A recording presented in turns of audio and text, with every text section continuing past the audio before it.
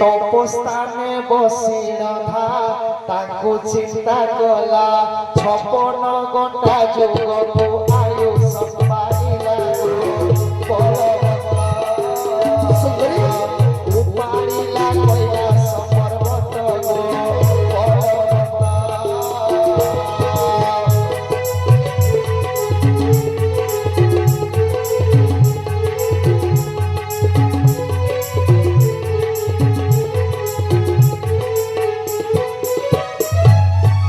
भाई रावण सेते बेले ब्रह्मा को तपस्या करिथिला सुंदरी ब्रह्मा वो भाई को तपस्या रे संतुष्ट होई 56 घंटा जुग को आयुष दैछन्ते सुंदरी सुनार लंकार राजा भो भाई रावण सुंदरी से रावण रो गेल्हे भौणी सुना भौणी मो नाम पर सुर्पणखा जानिछ मो भाई को पाद तले केउ माने सेवा करते सुर्पणखा तीनी पूरे विजय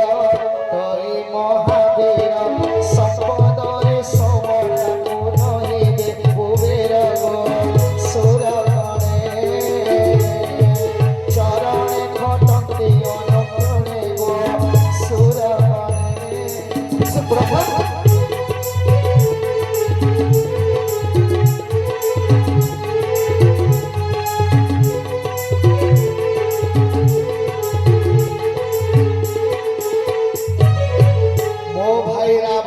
पाद तले